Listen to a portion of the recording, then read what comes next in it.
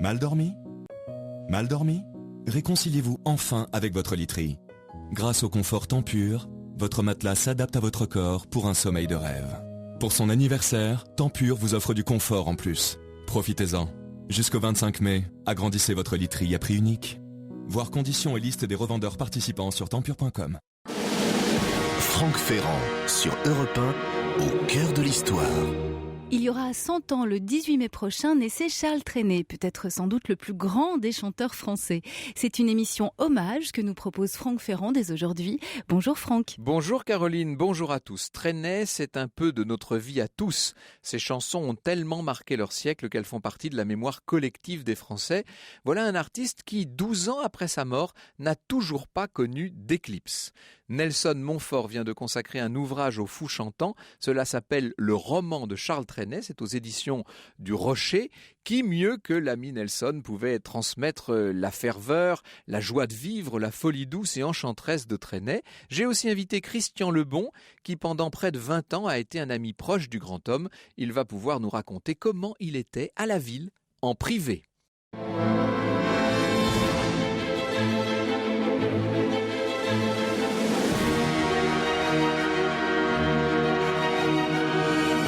De 13h à 14h sur Europe 1, au cœur de l'histoire.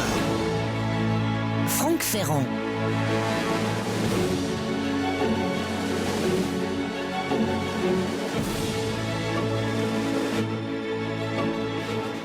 Il y aura 20 ans, le 19 mai prochain, 20 ans déjà. Ce soir-là, nous sommes quelques centaines d'amis et de fans, je ne fais partie que de la deuxième catégorie, hélas, à nous retrouver dans la salle magnifique de l'Opéra Bastille pour célébrer avec ferveur au cours d'une soirée d'anthologie les 80 ans de Charles Trenet. La salle est brillantissime, on y reconnaît notamment Marcel Carné, Marcello Mastroianni, Jean Marais, le président Mitterrand, alors en exercice, tous disparus depuis. Sur scène, les grands chanteurs de l'époque, y compris les plus jeunes, et ils se succèdent tous pour rendre hommage aux fous chantants, jusqu'à ce que lui-même apparaisse enfin, et je puis vous dire que dans mon esprit, le souvenir est intact et qu'il est enthousiasmant. La silhouette est massive, écrit Nelson Montfort dans la biographie qu'il vient de consacrer à Charles Trenet, les boucles toujours blondes, le teint vermeil. Soudain, le personnage dessiné par Cocteau est là, sur la scène, comme chez lui, avec son costume outre-mer, son œillet rouge sur le cœur et le fameux chapeau rond en auréole. Quelques années l'ont à peine effleuré, l'homme est entré en scène à petits pas et la clameur fervente qui l'a accueilli s'est enfin calmée. Il se tient debout, immobile, les yeux mi-clos, prisonnier d'un halo de lumière. Un immense silence s'est abattu dans la salle. L'homme savoure ce moment intense, la gloire, le bonheur. Puis il ouvre les paupières, son regard bleu étincelle, vif, intact, les légendaires yeux bleus, bleus comme le ciel de son midi natal, bleus comme la mer qui roule inlassable dans ses chansons, bleus comme les nuages et les oiseaux, les fameuses prunelles d'azur s'écarquillent et s'arrondissent telles des billes étincelantes, et la chanson fuse, fraîche comme au premier jour. Je chante soir et matin, je chante, c'est la chanson de Charles Trenet, évidemment. Voici ce qu'écrit Charles Aznavour en préface d'un bel album que Pierre Sacca avait consacré à Trenet aux éditions numéro 1. Les garçons, les filles, les jeunes, les vieux, les ouvriers, les artistes, les intellectuels, les imbéciles, les amoureux, tous lui emboîtent le pas. Paris est conquis, puis la France et le monde. Ses refrains sont sur toutes les lèvres, son nom dans tous les cœurs. Celui que l'on a surnommé le fou chantant invente, explose, bouscule, chamboule, dépoussière, démode. Charles Trenet nous a quittés en février 2001, après une seconde carrière tellement brillante qu'elle en aurait presque fait oublier la première. Il était né le 18 mai 1913 à Narbonne. On annonce alors à sa mère, sa chère mère, qu'il ne quittera jamais, que son bébé est le plus gros nourrisson de l'année, ce que Charles, devenu adulte, commentera en ces termes: « À Narbonne, au pays du rugby, des Romains et des Visigoths, c'est un compliment, le poids est de bon augure. » Voilà bien l'esprit de Trenet, toujours prompt à la boutade, un esprit qu'a bien connu Christian Lebon, l'un de ses derniers amis proches. Je suis heureux qu'il puisse être avec nous dans ce studio, tout comme le grand Charles lui-même. Il est là, écoutez-le. Dans ce studio, on chante dans la régie, on chante avec Charles Trenet. Bonjour Nelson Montfort. Bonjour Franck, bonjour à vous tous. Merci d'être venu avec ce roman de Charles Trenet qui paraît aux éditions du Rocher et qui est une sorte d'hymne, d'ode à la joie et d'hymne d'amour, de déclaration d'amour à Charles Trenet. C'est une vraie passion que vous avez eue. Vous aussi, on est un certain nombre, c'est le point commun. Bien sûr, en tout cas, nous trois autour de cette table, je suis très heureux de croiser Christian. Oui, c'est une déclaration d'amour en 20 chapitres. 20 chapitres qui portent chacun le titre d'une chanson. Naturellement, il a fallu faire des choix. Ça n'a pas été facile au milieu d'un répertoire absolument énorme. J'ai évidemment privilégié les chansons les plus connues, telles que celles que nous venons d'entendre, mais aussi des chansons peut-être un petit peu moins connues et qui, pour moi, en tout cas, ont représenté des grands et très très beaux moments. Alors, il faut revenir sur la prime enfance de Charles Trenet, une vie familiale qui, au départ, ne le prédispose pas spécialement aux arts et à la musique en particulier. Le père est notaire. Son père était effectivement notaire à Perpignan. Sa mère, Marie-Louise, à laquelle il est resté profondément attaché toute sa vie, même si elle lui a infligé une sorte de blessure involontaire en s'enfuyant du côté de Berlin et de Budapest. Il fait référence dans une de ses plus belles chansons, Fidèle, une maman partie pour Budapest. Eh bien, tout ça est vrai. Une maman tout ça, partie pour Budapest. Voilà. Et donc, voilà, c'est une enfance à la fois en pensionnat, à la fois avec son père et surtout, cette rencontre qui, je pense, a vraiment déterminé sa vie avec Albert Beauzile, dit l'oncle Albert dans une de ses chansons, son mentor et celui qui lui a vraiment beaucoup appris. Alors, on va venir à Albert Beauzile, c'est fondamental, c'est la formation même du poète. Avant ça, disons un mot quand même de sa famille où l'on jouait de la musique. Il faut exact, dire, son père était musicien, son frère l'était également. Mon père est musicien, mon frère est musicien, ma mère... Ah oui, c'est extraordinaire tout ça. Alors, il rencontre donc Albert Beauzile et qui décèle en lui un vrai grand talent, très précoce. Il faut dire que l'enfant écrivait déjà des poèmes dès 7-8 ans. Oui, il écrivait des poèmes dès 7-8 ans et surtout ce qui est extraordinairement frappant, et aujourd'hui je pense qu'on aurait du mal à retrouver une chose pareille sans aucune faute d'orthographe. C'est-à-dire que dès l'âge de 7-8 ans, un profond respect pour la langue française, un profond respect pour une très jolie calligraphie et tout, et puis des lettres d'amour à sa mère qui sont extraordinairement bien écrites et qui bien plus tard, ont été mises en musique. Alors, il y a des talents qui demandent de longues années pour éclore. Ça n'est vraiment pas le cas de Charles Trenet. À 20 ans, il est déjà connu. À 22 ans, c'est une star. C'est assez extraordinaire, cette histoire. Il monte à Paris, comme on dit, très tôt. Il monte à Paris. Après avoir fait cette tournée quand même, être allé grâce à son beau-père, il est quand même allé, il est passé en Allemagne, parce que son beau-père... était très introduit dans le milieu du cinéma, Beno Vigny. Puis effectivement, il monte à Paris à l'âge de 20 ans. Fasciné par le cinéma, il devient accessoiriste de cinéma. Et puis, de fil en aiguille, évidemment, on se rend compte que ses talents dépassent largement le fait d'être accessoiriste, de transporter des décors, etc. Et là, ça part, et c'est une carrière dont je parle dans le livre, qui s'étale sur près de 70 ans, mon Dieu. Oui, c'est ça. De 18 à 88 ans, une carrière de 70 ans. Alors, il y a d'abord un duo. Il faut quand même pas oublier le duo avec Johnny S, qui a été essentiel au Charles départ. et Johnny, juste avant-guerre, grosso modo, entre 36 et 39. Voilà, il a été effectivement essentiel pour lui, pour sa construction artistique et tout. Alors forcément, dans tout duo, il y en a un qui est un petit peu au-dessus de l'autre. Là, forcément, ce fut Charles. Et bien des années après, Charles a écrit une sorte de chanson pour Johnny, qui est également très très belle. C'est-à-dire que cette rencontre, je pense, on peut dire, a également illustré sa vie, oui. Oui. Ils ont écrit ensemble un certain nombre de chansons. C'est Charles qui en fait est le poète de l'affaire. Oui. Il écrivait avec une facilité incroyable. Alors à l'époque, Charles écrivait plus les paroles et Johnny la musique. Parce que d'ailleurs sur pas mal de photos qu'on voit, on voit Johnny au piano et Charles derrière. Mais après, Et ça, c'est ce qu'il y a d'extraordinaire chez Charles Trenet. Je dirais même que là, c'est presque comme une sorte de personnage élu. D'écrire des mélodies pareilles, sans avoir appris le solfège. Au début, en jouant sur 2 doigts. Après, il s'est amélioré. Mais sans avoir appris le solfège. C'est tout simplement extraordinaire. Des mélodies qui restent aujourd'hui parmi les plus belles de l'histoire de la chanson française et de la chanson tout court. Ouais, c'est vrai qu'il y a là une facilité qui est tout à fait incroyable. Il rencontre beaucoup de grands personnages aussi. Il fait la connaissance très tôt de Jean Cocteau, de Picasso, enfin de tout ce monde, et puis évidemment d'un certain nombre de surréalistes. C'est-à-dire également. que Charles, dès le plus jeune âge, ne voulait pas se laisser encombrer par des personnes qui ne lui apportaient rien. Il a toujours privilégié effectivement des grands artistes, pas nécessairement des musiciens ou des poètes, mais vous venez de le dire, des personnalités comme Max Ernst, comme Jean Cocteau et bien d'autres, effectivement, ont eu beaucoup d'importance pour lui, et Picasso également, ont eu beaucoup d'importance. Il s'intéressait à tous les arts. Il s'intéressait naturellement à la poésie, à la musique, à la chanson, mais également à la peinture. D'ailleurs, il peignait lui-même, et pas mal du tout.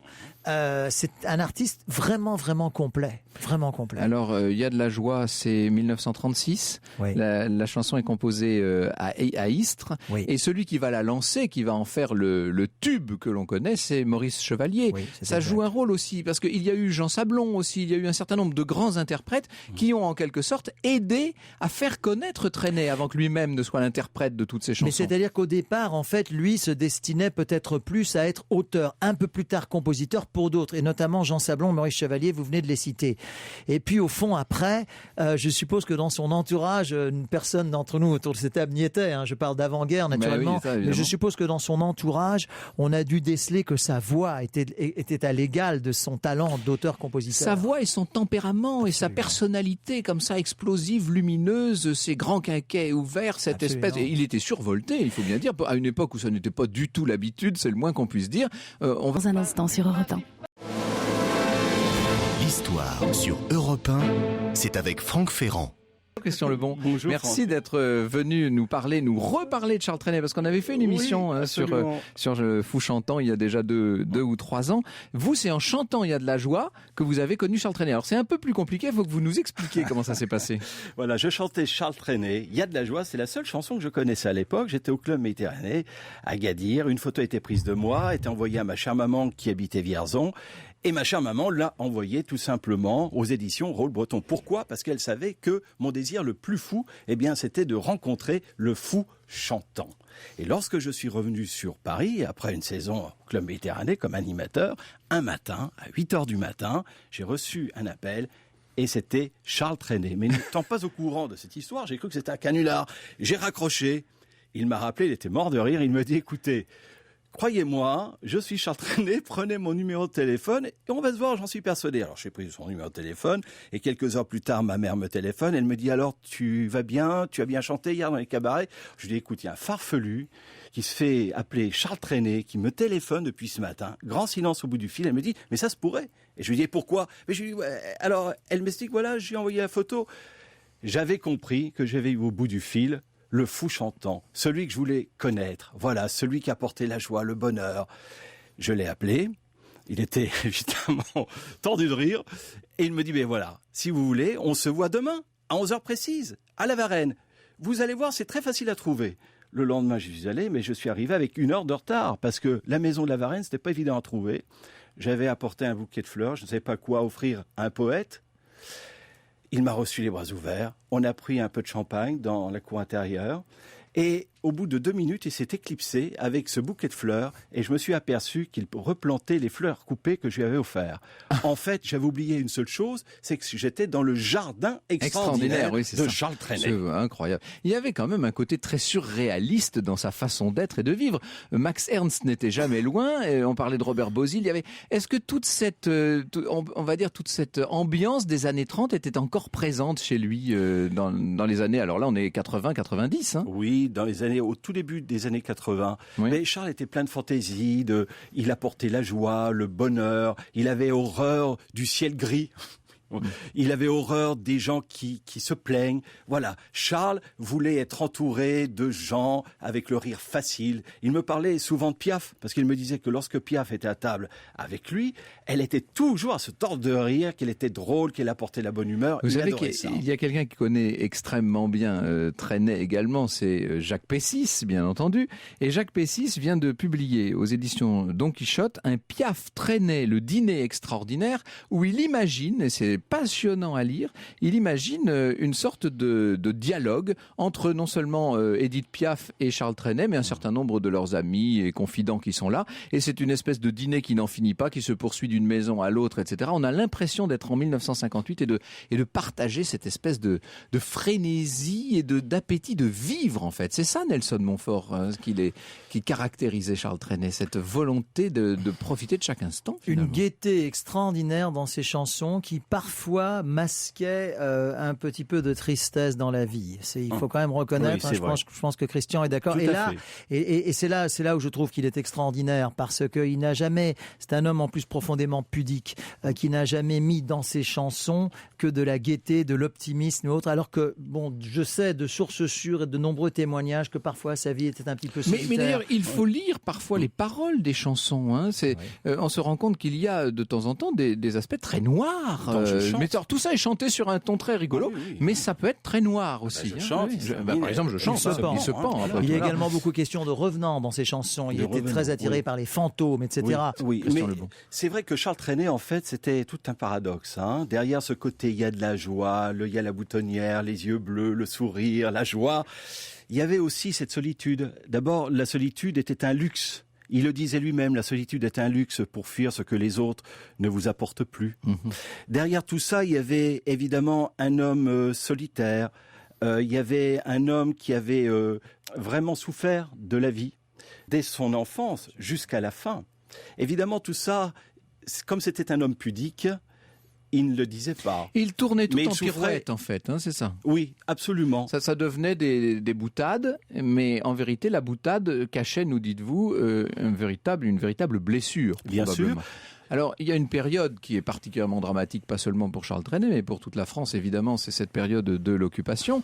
Il est à ce moment-là devenu la vedette numéro 1, il ne faut pas l'oublier. C'est-à-dire qu'au moment de l'invasion allemande de 1940, tout le monde ne chante à peu près qu'une chose, et c'est « Monsieur, monsieur, vous oubliez votre cheval ». Les chansons viennent d'un peu partout, et notamment du cinéma américain, ce qu'on a tendance à oublier parfois. Oui, il était très fasciné par l'Amérique, et lorsque vous disiez une deuxième partie de carrière dont je parle également pas mal dans le livre, bien sûr. Pour lequel le Canada a eu beaucoup d'importance. Le Québec, le Canada, même l'Amérique du Nord a été très importante pour lui.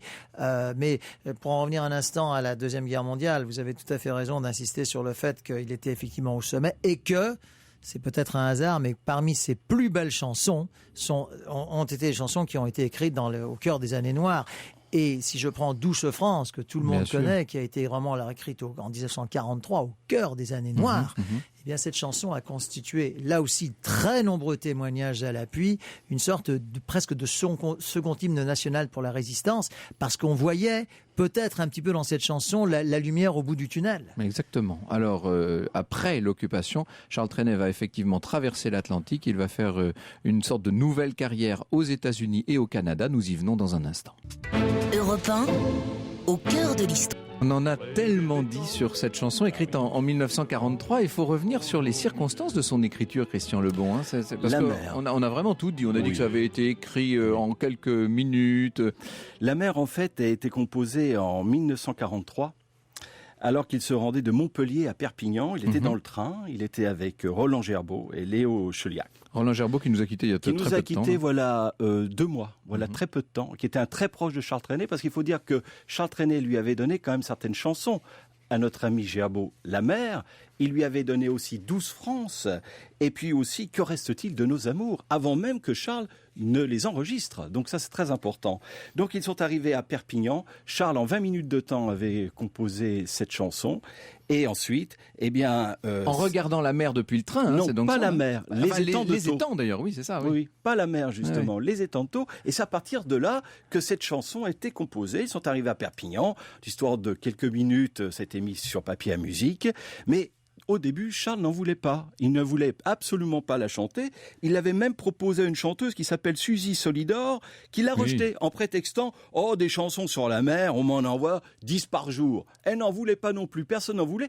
Donc c'est Roland Gerbaud qui l'a enregistré, qui l'a chanté au début, et c'est à partir de 1946 que l'éditeur Raoul Breton a voulu que ce soit Charles Trenet lui-même qui la chante. Et je crois qu'il avait raison, parce qu'on connaît la suite, c'était quand même un très grand succès. Charles Trenet quitte l'Europe parce qu'il y a quand même un climat assez malsain à la Libération. On va lui reprocher, comme à beaucoup d'artistes, d'avoir chanté pendant l'occupation, alors qu'entre nous soit dit, il l'a fait souvent pour aider, et il a rendu de nombreux services, notamment en allant chanter à Bruxelles. J'en parle dans mon livre. Oui, il devait faire 3 concerts en Allemagne. Il a rendu la vie tellement impossible à ses accompagnateurs que finalement il n'y en a fait qu'un.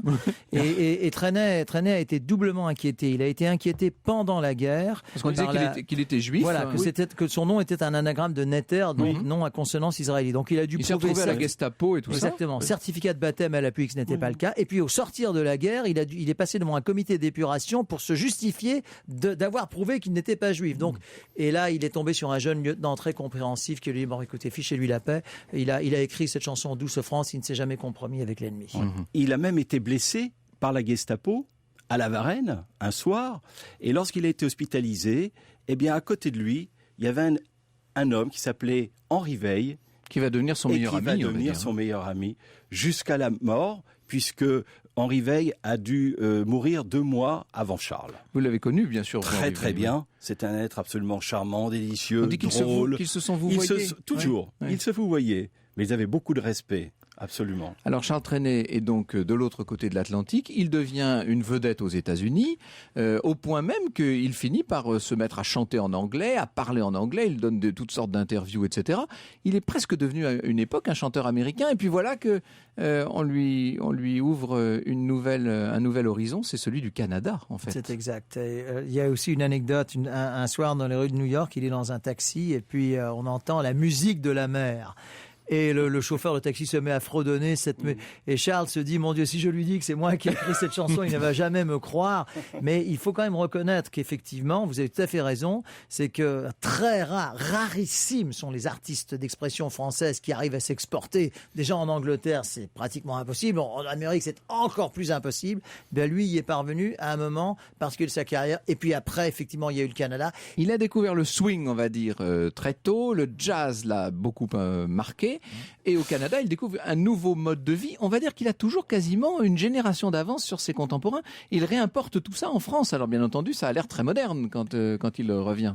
Lorsqu'il revient et lorsqu'il Revoir Paris, bien sûr. Et c'est assez drôle parce que voilà, très peu de temps, voilà quelques jours, j'ai fait connaissance d'une dame qui s'appelle Guylaine Guy. Et Charles l'a rencontrée à Montréal. Il lui a donné plusieurs chansons, dont Bonsoir, jolie madame, qui est quand même une chanson très connue de Charles Trenet.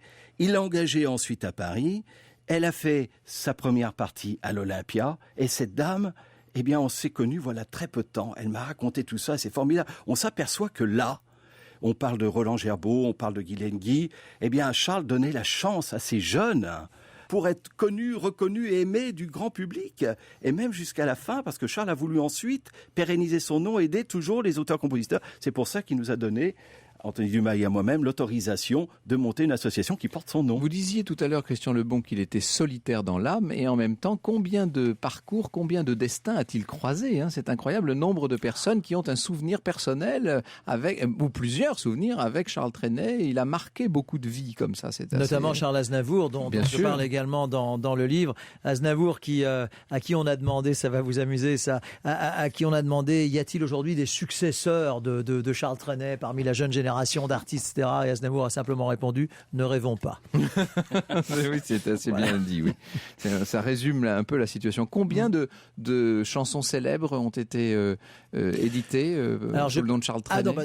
Déjà, je parle là sous la responsabilité de Christian, qui connaît parfaitement son œuvre, puisqu'il l'interprète avec ô combien de talent. Oui, d'ailleurs, une parenthèse, Christian, quand est-ce qu'on peut vous entendre? Parce que les téléspectateurs, les auditeurs précisément ne peuvent pas vous voir, mais vous avez une ressemblance tout à fait frappante mais avec il est Charles souvent Trenet. passé à la télévision.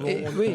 Et quand vous chantez, c'est impressionnant. C'est quand la prochaine fois? Alors la prochaine fois, les trois derniers vendredis du mois de mai. C'est à 21h et c'est dans un théâtre charmant qui s'appelle le Darius Milhaud, qui est dans le 19e arrondissement à Paris. Et alors là, de la joie, du bonheur, tout le monde chante Charles Trenet et croyez-moi, ça fait du bien. Du reste, il faut dire que chanter Charles Trenet ou l'entendre devrait être remboursé par la sécurité sociale. Oserais-je dire que j'ai aussi un petit tour de chant autour des chansons de Jean Ferrat et de Charles Trenet au Transhumance musicale de Las dans les Pyrénées-Atlantiques jeudi prochain, le jeudi de l'Ascension. Mais on découvre des choses extraordinaires. Voilà. Nelson. Mais avec Nelson, je crois que l'on va faire un duo. Eh bien, ce serait bien. Ça, si on le dit aujourd'hui sur l'antenne d'Europe 1, nous sommes obligés de tenir parole. Nous sommes obligés de tenir Vous l'avez parole. dit devant témoins. Absolument. Alors revenons à cette question. Combien de grands succès? De grands succès. Je pense que autour Plusieurs de centaines. Oui, j'allais dire. Je m'apprêtais à dire 200. Je 200. m'apprêtais à dire qu'il y a 200 chansons de Trenet qui sont des chansons quand même très connues. Et parmi ces 200, il y a, on va dire entre 50 et 80 tubes immortels. Et parmi ces 50 ou 80, il y en a une dizaine qui sont dans toutes les oreilles et je pense pour toujours. Franck Ferrand sur Europe 1, au cœur de l'histoire. de Montfort, c'est un peu votre chanson préférée, cette Oui, fidèle. je trouve que cette chanson qui lui ressemble vraiment. Déjà, je trouve que le mot fidèle est l'un des plus beaux mots de la langue française. Et de ce que je sais de Charles Trenet, c'est un mot qu'il affectionnait énormément. Et alors, dans cette chanson, on retrouve son enfance, sa jeunesse. Je suis resté fidèle, effectivement, au port de la Nouvelle au mois d'août, à l'oncle Albert, une tante Émilie, une maman partant pour Budapest. Tout ça est réel. En fait, il était très pudique, ça c'est certain, mais en même temps, on voit constamment affleurer dans les paroles des chansons toutes sortes d'éléments qui font directement référence à sa vie quotidienne, à ses amis, à son entourage. Il faut dire que Charles Trenet composait tous les jours une nouvelle chanson. Tous les matins, on entendait de nouvelles notes, de nouvelles mélodies. Et le surlendemain, s'il revenait à cette chanson, il commençait à s'y intéresser, et là, la chanson était enregistrée. Donc c'est très difficile, c'est vrai, à dire combien de chansons Charles Trenet a pu composer, puisque c'est presque tous les jours. C'était une nécessité pour lui. Bien évidemment, il parlait de ses amis, de la nature, Dame Nature, sa grande amie de tous les jours. Parce que Charles Trenet, c'est ça aussi. Il était solitaire, il était homme de scène, il aimait le public, mais il aimait soigner sa ligne, par exemple, mais il aimait aussi aller dans les bons restaurants. Il est bourré de contradictions, parce que d'un côté, on le voit faire des pompes, il soulevait des haltères, etc. Pompes, piscine, sauna, marche à pied, tout ce que l'on veut. Mais à côté de ça, lorsqu'on arrivait à table, et vous savez, les serveurs, lorsqu'ils nous voyaient arriver aux alentours de 20h, surtout le soir, ils savaient que la soirée serait difficile, parce qu'on en sortait longue, parce qu'on n'en sortait qu'à partir de 2h du matin. Il dévorait le présent, mais en même temps, il était curieux du futur et nostalgique du passé. C'était un attentionné et un provocateur à la fois. Charles Trenet, c'était tout ça à la fois. Voilà, c'était un paradoxe. Et avec toujours ce fond de nostalgie, d'une forme de tristesse, nous disiez-vous. Ah oui, par exemple, il y a une chanson. Alors, je suis content de la citer parce qu'elle est un petit peu moins connue. Elle s'appelle Il y avait des arbres. Oui. Je trouve que c'est une chanson merveilleuse parce que il y avait des arbres, des coteaux, des châteaux, une atmosphère Louis XIII, du vin chaud. Cette chanson, chaque parole qui tombe sur les notes ou chaque note qui tombe sur les paroles de façon. Puis en même temps, il y avait, c'est l'imparfait, c'est la nostalgie, c'est la France heureuse. Il y avait Thérèse et de la poule au pot. Enfin, c'est une merveille. Une autre merveille qu'on va entendre parce que je ne résiste pas, c'est Jette ta main. Vous savez ça, c'est que le ciel dans tes yeux. Mais les yeux de qui alors? C'est la vie privée de Charles Trenet, c'est un grand mystère en soi. Je pense qu'il voulait se retrouver. Il aimait se retrouver seul, Charles Trenet. Il aimait composer dans cette merveilleuse demeure d'Aix-en-Provence. Il avait de très belles maisons, il en a eu plusieurs à Jean Lipin. Extraordinaires. Une à la Varenne qui était qui était vendue assez rapidement. Où il y avait sa maman aussi, qui habitait avec lui. Il y avait aussi à Perpignan, rue de la Villa Seca. Et il aimait beaucoup aussi Port-la-Nouvelle. Il passait toutes ses vacances à Port-la-Nouvelle. Et il aimait Gruissant. Et il adorait Gruissant, qu'il a chanté du reste aussi. Il collectionnait les grosses voitures. Et les très belles américaines, notamment. Il descendait sur la National 7. Ça, voilà. National 7, je pense vraiment, c'est vraiment l'une de ses toutes grandes chansons aussi. Est-ce qu'on peut dire qu'au quotidien, il y avait de temps en temps des trêves, si je puis dire, parce que voilà un esprit très flamboyant qui compose, vous nous dites, une chanson chaque jour, qui fait constamment des jeux de mots. On s'en rend compte aussi dans l'ouvrage de Jacques Pessis, c'est bourré de calembours, de jeux de mots, etc. Mais est-ce que de temps en temps, il se calmait, si je puis dire, et est-ce qu'on pouvait avoir des conversations sérieuses, bien sûr. posées en quelque sorte, oui? Heureusement, bien sûr, mais surtout lorsqu'il allait faire un spectacle. Parce qu'il était très respectueux du public, une quinzaine de jours avant de faire un spectacle ou une série de spectacles. Alors là, il n'y avait plus de grands restaurants. On allait dans un petit restaurant du côté de Vincennes, tout simplement, et c'était le sport. Le sport était au rendez-vous au quotidien. Il s'entraînait, c'était du sport d'être sur scène. Il le savait, il respectait son public. Ce dont vous parlez là, c'est la deuxième carrière de Charles Trenet, ou la troisième si l'on compte la carrière américaine comme une deuxième. Oui. C'est-à-dire qu'en fait, à un moment où il est un peu passé de mode, où il est considéré, on continue à l'inviter, mais alors à chaque fois qu'il arrive je me rappelle très bien, moi quand j'étais petit, quand il arrivait dans une émission de télé, c'était l'événement de l'année. C'est-à-dire que c'est un peu comme si on avait déplacé un monument. C'était assez étonnant. Et puis d'un seul coup, il redevient à la mode. C'est-à-dire que ça n'est plus Charles Trenet qui vient nous chanter les chansons de 1950. C'est un nouveau chanteur qui, c'est le Printemps de Bourges qui l'a relancé. Qu'est-ce que s'est-il passé ? C'est-à-dire que ce qui s'est passé, c'est qu'il a perdu sa maman. Et ça, pour lui, c'était vraiment terrible. Il voulait arrêter de chanter, il était seul à La Varenne, il ne voulait voir plus personne. Et en fait, c'est un monsieur qui s'appelle Gilbert Rozon, que les auditeurs doivent connaître. Bien sûr, oui. Gilbert Rozon, qui lui a donné goût à reprendre la scène. Alors les conditions n'étaient pas faciles, évidemment, parce que Charles ne voulait plus du tout chanter. Et pourtant, c'est ce qui s'est passé. Et c'était vraiment une renaissance. Donc c'est une renaissance au Québec dans un premier temps ? Oui, je parle dans mon livre de cette rencontre entre Rozon qui frappe à sa porte. Charles ne veut pas ouvrir, il insiste, il réinsiste. Et Charles finalement lui ouvre et va lui proposer des conditions financières tellement extravagantes qu'il est persuadé que Rozon va dire non. Et en fait, Rozon va dire oui. Et je crois que tous les deux s'en sont extrêmement bien portés. Mais j'aimerais juste ajouter quelque chose par rapport à ce que vient de dire Christian, c'est que pour moi, les derniers albums de Charles Trenet valent largement les autres. Mon cœur s'envole, qui je crois est parmi ces derniers albums, recèle un certain nombre de trésors, peut-être un peu moins connus, et j'ai également voulu les développer dans mon ouvrage. Le roman de Charles Trenet de Nelson Montfort s'est édité au Rocher, bien entendu, dans la collection de notre ami Vladimir Fedorovski. L'histoire sur Europe 1, c'est avec Franck Ferrand. Mon cœur s'envole vers toi, et tout seul, tendrement, je revois le temps si court de ton dernier séjour, où tous deux nous vivions notre amour. Un jour tu reviendras, je sais, oui, je le crois, pour venger le destin de nos minutes de rêve. Hélas, je ne peux plus te rencontrer qu'on rêve. En attendant, toujours ardent, mon cœur s'envole vers toi, dans un ciel d'espoir et de dimanche. Ce sera la plus belle des revanches, quand la vie nous réunira, et dans l'envie de cette joie, mon cœur s'envole vers toi. Fini le charme. En 1992, Mon cœur s'envole vers toi sur Europe 1 et une émission spéciale aujourd'hui consacrée à Charles Trenet.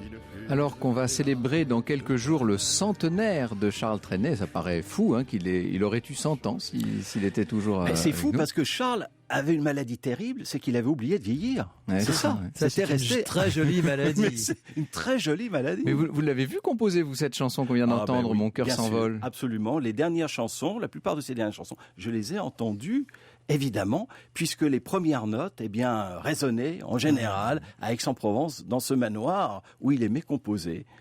Il a composé des chefs-d'œuvre dans la dernière partie de sa carrière, dans sa dernière partie de vie, on va dire des chefs-d'œuvre, et Mon cœur s'envole en est assurément un. Il y en a d'autres. Il y a Gilles, je t'achète une automobile que j'adore. Nous on rêvait, comme dit Christian. C'est magnifique. Avec des bruitages aussi. Il y a des bruitages sur le dernier disque qui sont. Et connaissez-vous Marie Tudor ? C'est une merveille de chanson avec un jeu de mots mais exquis, parce que la chanson est assez triste en fait. C'est Marie Tudor, on peut penser à la reine d'Angleterre, mais en fait c'est Marie Tudor. Enfin tout ça. Et ce qui est quand même remarquable, c'est qu'après, donc là, quand on est dans les années 90, ça fait quand même 60 ans qu'il écrit des chansons, qu'il les chante et qu'il est au sommet. top, au sommet de l'affiche, hein, c'est quand même incroyable. Et il est absolument fidèle à son style. Et d'ailleurs, il s'en expliquait lors de la journée spéciale Charles Trenet sur Europe 1, une journée qu'aucun d'entre nous n'a oubliée, c'était le 17 octobre 1989. Il s'en expliquait au micro de Jean-Pierre Elkabbach. Je me dis que, quitte à avoir un certain style, il vaut mieux le garder, car le style, c'est la personnalité. Et alors, si on s'embarque dans toutes les modes, moi, même autrefois, quand j'ai commencé à lancer cette mode du swing, quand j'ai vu que tout le monde en faisait, ma réaction, c'est de faire une valse musette, c'était la Romance de Paris. C'est la Romance de Paris que d'ailleurs Charlie Chaplin va reprendre dans un de ses films, la comtesse de Hong Kong, si je ne m'abuse. Exactement. Alors c'est un homme qui va donc connaître de nouveau la gloire, chez les plus jeunes notamment. Je me rappelle certains récitals où la salle était remplie de jeunes. Hein, au Printemps de Bourges. Au Printemps de Bourges, alors là, n'en parlons même pas. Il a fait un tabac, moi j'étais avec lui, il a fait un tabac. Il a fait 2 fois le Printemps de Bourges. Une fois avec Higelin, une deuxième fois seul. Et à la réalisation, Serge Gainsbourg. Et il y avait des caméras qui s'approchaient de Charles. Et Charles était toujours à dire... repousse-toi, parce qu'il n'aimait pas avoir les caméras. Oui, il avait proches des exigences, de lui. alors je me rappelle, ce sont des confidences ça, de réalisateurs de télé, mais qui disaient qu'il avait quand même des exigences invraisemblables quand il était sur un plateau de télé, notamment il ne fallait pas que les caméras s'approchent à moins de 5 mètres. Hein, pas trop près de lui, voilà. Et puis aussi exigence avec les ingénieurs du son, mais ça c'est un peu normal, parce qu'il s'appelait Charles Trenet. Moi je me souviens qu'un jour, il était en déplacement, le son n'était pas très bon, et bien il a failli partir. Ouais, c'est ça, mais hein. oui, mais lorsqu'on s'appelle Charles Trenet, on ne peut pas décevoir. Si le son est mauvais, les gens repartent en disant le chanteur n'était pas bon. Vous comprenez, c'est ça. Et ça fait partie du respect du public qu'il avait profondément en lui. Et alors, il venait saluer évidemment à la fin. Alors, il y avait tout un petit rituel, hein, parce que moi j'ai assisté quand même à une dizaine de récitals, donc j'ai vu que c'était à peu près toujours là, ça finissait à peu près toujours de la même façon. Il chantait toujours donc la mer, je chante, et puis ça finissait par il y a de la joie avec le chapeau, le feutre en auréole. Et ce qui était incroyable, c'est que le public à chaque fois, et c'était un tonnerre d'applaudissements, tout le monde était debout dans la salle. Et puis ne revenait pas. Non, mais il saluait une fois très chaleureusement, et puis c'était fini. Comme s'il fallait laisser une sorte de désir encore. Mais c'est très important ça, parce qu'il avait tout compris. C'est très important. C'est très important de laisser justement ces sentiments de désir inachevé un petit peu. Mais c'est très important. Et il avait une manière d'introduire ses chansons en parlant au public. Chaque chanson, nous aimons tous les vacances, mais le dernier jour des vacances est un jour un petit peu mélancolique. Voici le vieux piano de la plage. Ben voilà, je trouve que c'est merveilleux, quoi. Ça, c'est le Trenet. Alors, bien sûr, il y a eu les grands accompagnements, l'orchestre de la garde républicaine, l'orchestre de l'Opéra de Paris et les chœurs, d'ailleurs, pour la fameuse soirée des 80 ans. Oui. Mais sinon, il y avait 2 pianistes et un contrebassiste, qui ne sont pas des inconnus, hein, du reste. Non, il y avait Christian Rémy, Roger Pouli, et bien sûr, Pierre Nicolas. Qui avait accompagné Brassens pendant à la contrebasse, évidemment, bien sûr. Mais Charles Trenet commençait toujours, en général, pour les dernières années, son tour de chant avec Le visage de l'amour. C'est une chanson qu'il avait composée pour Dalida, parce qu'un jour, il avait entendu Dalida dire à la télévision « Le public, pour moi, c'est le visage de l'amour ». Il lui a proposé une chanson. La chanson était enregistrée pour Dalida, et ensuite, il l'a chantée pour débuter son tour de chant. Il n'est pas entré à l'Académie française, et ça a été un regret de la fin de sa vie. Oui, parce que je pense que vraiment, il aurait tout à fait dû y entrer. Ça fait partie des ratages de l'Académie, ça on peut dire, le fameux 41e fauteuil. Hein. Totalement. C'est tout à fait incompréhensible, mais je pense que, si j'ose cette formule, Charles n'a pas besoin de l'Académie pour être immortel. Non, ça, évidemment. Il aimait bien les décorations, les hommages, etc. Ça faisait partie du personnage. Elles étaient méritées. Elles étaient méritées, tout à fait, oui. Il était décoré par Chirac, il était décoré par Mitterrand. Il ne faisait pas de politique, lui, à titre personnel. Hein. Non, il n'avait pas d'amis politiques. Il n'avait que des amis poétiques. C'est comme ça qu'il le disait. Et en plus de ça, il faut savoir que Charles Trenet n'avait jamais voté de sa vie. Jamais. Voilà. Il préférait la poésie à la politique. Il n'avait peut-être pas tout à fait tort. Il se trouve que c'est Jack Lang, François Mitterrand, etc. qui l'ont un peu remis en selle. Donc il y a eu une sorte de connivence sur la fin, mais ça n'était pas une des amitiés politiques. Non, politique. Le Printemps des poètes, par exemple, j'étais avec Charles, c'était dans son studio à la Maison de la Radio, lorsqu'il a enregistré le Printemps des poètes, le premier Printemps des poètes. Il a chanté jusque très tard, puisque lorsqu'il chante sur la scène de Bastille, il a 80 ans, il va a continué encore par la suite. Jusqu'à la salle Pleyel. Ouais, c'est ça. Les 3 derniers concerts de la salle Pleyel. C'est 98, ça C'était en 98. Ouais, c'est ça, donc c'est vraiment très tard, puisqu'il est mort donc en 2001. Oui, il est mort en 2001. Il a eu 2 attaques cérébrales et la deuxième lui a été malheureusement fatale. Est toujours de ce monde, en fait. Oui, hein, tout on à peut fait. la saluer, Lucie Trenet, chaleureusement. bien sûr. Il a toujours sa sœur, demi-sœur, Lucie Trenet, et ses 2 neveux, François et Wilfran. Et Wilfran, du reste, est un excellent compositeur. Voilà, il fait de la musique, il vit de ce métier, comme son oncle. Et d'ailleurs, vous êtes venu, vous, avec Anthony Dumas, qui dirige l'association Charles Trenet. Voilà, Anthony qui dirige l'association Charles Trenet, c'est lui qui a fondé donc cette association, et Charles Trenet en était le président d'honneur pour pérenniser le nom de Charles, découvrir de jeunes talents. Et une fois par mois, eh bien, nous sommes au Darius Milhaud pour découvrir toujours ces jeunes chanteurs, auteurs, compositeurs, parce que c'est ça aussi la vie. Alors, votre ouvrage à vous qui s'appelait « Appelez-moi à 11h précises oui, », c'est ce qu'il vous avait dit aux éditions Carpentier, Absolument. était paru en 2008. Je ne sais pas s'il est encore disponible, mais sur Internet, probablement, on doit le trouver. Et puis, bien sûr, le roman de Charles Trenet, de Nelson Montfort, on peut dire que c'est plein de verve. Hein. Vous avez mis là tout cet enthousiasme qu'on vous connaît, Nelson, dans cet ouvrage. De Jacques Pessis, Piaf Trenet, Le dîner extraordinaire, j'en ai parlé tout à l'heure. Et puis, une autre biographie qui sort à l'occasion de ce centenaire, Charles Trenet à ciel ouvert, c'est de Jean-Philippe Ségaud et c'est édité chez Fayard. J'ai l'impression que le personnage n'a pas fini de faire couler de l'encre. Hein, ça, c'est sûr. Et puis aussi plein de notes dans la tête. Je tenais simplement à dire que je suis accompagné au piano par Alexandre Mellet, qui est un garçon absolument charmant, délicieux. Et c'est vrai que sans lui, eh bien... Au théâtre Darius Milhaud, les vendredis 17, 24 et 31 mai à 21h. On y sera bien entendu. Le 18 mai, c'est à la salle Olympe de Gouges à 17h. Absolument. Merci beaucoup. Merci à vous. Et merci Nelson d'avoir rendu ce bel hommage à Charles Trenet. Et plus que jamais, il y a de la joie.